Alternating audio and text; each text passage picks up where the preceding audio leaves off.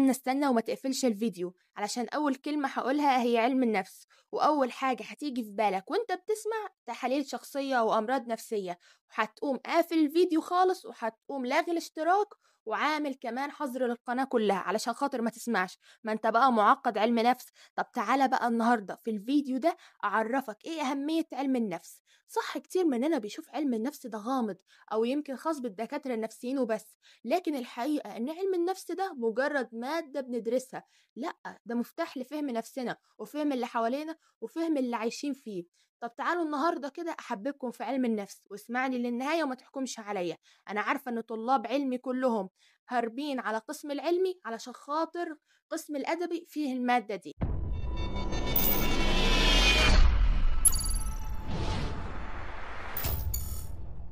السلام عليكم ورحمة الله وبركاته، يا أهلا وسهلا بيكم وبطلبة علم نفس وبطلبة الثانوية العامة قسم الأدبي.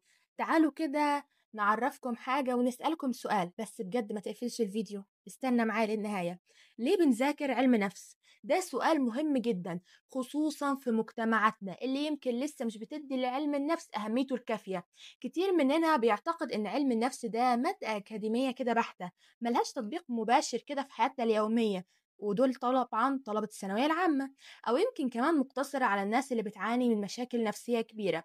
لكن لو بصينا بعمق شوية هنكتشف إن علم النفس ده موجود في كل تفاصيل حياتنا، من أول علاقتنا بنفسنا لحد علاقتنا بالناس اللي حوالينا، وحتى في طريقة تعاملنا مع العالم كله. ده مش مجرد مادة في كتاب ولا حبر على ورق، لا، ده الدليل لتشغيل العقل البشري والسلوك كمان بتاع البشر.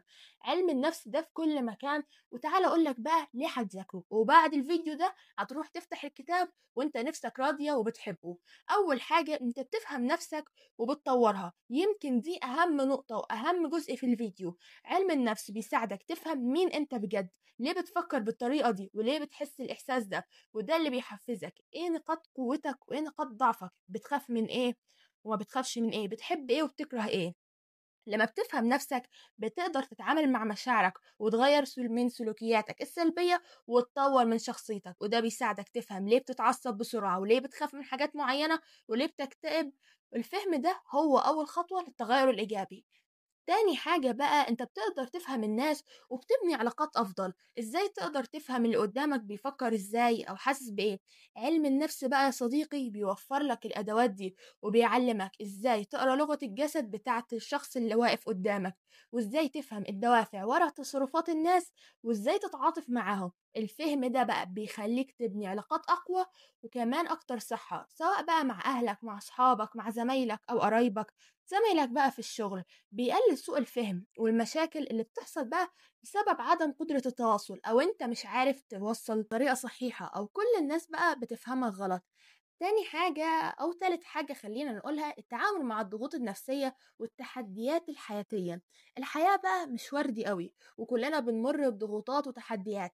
علم النفس ده بيعلمك ازاي تتعامل مع القلق والتوتر والاكتئاب والإحباط وامتحانات الثانوية العامة، وبيديك أدوات زي إدارة الغضب وتقنيات الاسترخاء أو طرق التفكير الإيجابي، وده بيخليك أقوى نفسيا وتقدر تتخطى الأزمات في حياتك، وتقدر تتخطى كمان الأزمات الصعبة المستحيلة اللي انت أساسا مش قادر انك تتخطاها، وطبعا بتنهار فيها وبيبقى حالتك حالة وبتكتئب. رابع حاجة، بتفهم السلوك الإنساني في المجتمع. ليه الناس بتتصرف بشكل معين في المواقف الاجتماعية؟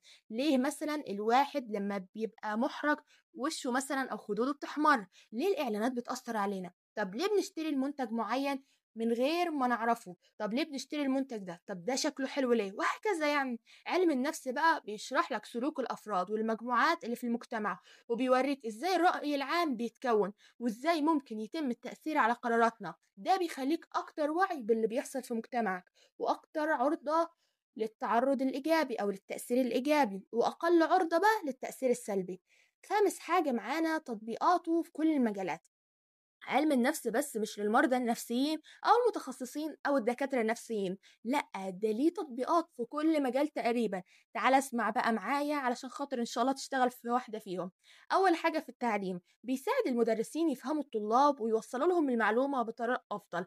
يعني في كل مدرسة سواء ابتدائي أو إعدادي أو ثانوي بتلاقي إن في أخصائية نفسية في المدرسة، وتاني حاجة معانا في إدارة الأعمال، بيساعد المديرين يفهموا الموظفين ويزودوا إنتاجيتهم ويحلوا المشاكل بتاعة بيئة العمل. ابعت الفيديو ده لمديرك. والجزئية دي في التسويق والإعلان، بيشرح إزاي ممكن نصمم حملات إعلانية تأثر في المستهلك ويخليه يشتري المنتج بشكل أسرع. وفي الرياضة، تخيل بقى، بيساعد الرياضيين على إنهم يتحكموا في توترهم ويزودوا أدائهم النفسي. يعني مثلا لو جه فيك جون، ما تبقاش متوتر وتروح تمسك في الخصم. في القانون والعدالة، بيساعدهم على فهم سلوك المجرمين والشهود. يعني مثلا الموقف ده أنا سمعته من مدرس ليا، كان بيقول إيه؟ كان بيقول إن المنتجات في السوبر ماركت بتترص على حسب أخصائيين نفسيين. يا أخي، ده أنت حتى لو مش معاك فلوس ونتن وبخيل ومش بتطلع الجنيه بالعافية، برضه بتدخل وتشتري، لأن المنتجات ورصة المنتجات في السوبر ماركت بتجذبك وبتخليك تشتري. ده مش بمزاجك على فكرة، ده غصب عنك. الخلايا اللي في المخ بتشتغل بقى وتقولك طب أنا ليه ما جربش دي؟ طب دي حلوة، دي لونها كذا ودي لونها كذا. تخيل بقى ممكن تشتغل في سوبر ماركت في يوم من الأيام. وتعالى بقى في النهاية والخلاصة، علم النفس مش مجرد مادة بتحفظها علشان تجيب فيها يعني كام درجة كده في الامتحان. علم النفس ده أداة قوية، وأداة بتديك بصيرة الفهم وأعقد وأهم حاجة في الكون، ألا وهي العقل البشري.